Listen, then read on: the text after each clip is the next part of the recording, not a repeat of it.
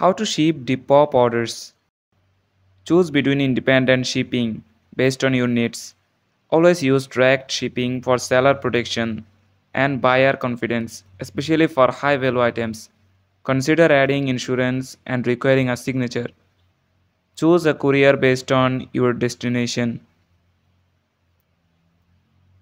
Calculate shipping costs based on package size, weight, and destination. Include these estimates in your product listing. Ensure your item is securely wrapped and correctly labeled. Consider using eco-friendly materials and personalizing packaging with thank you notes. If using Ship with Depop, ensure your PayPal is verified to access and print shipping labels from your Depop account.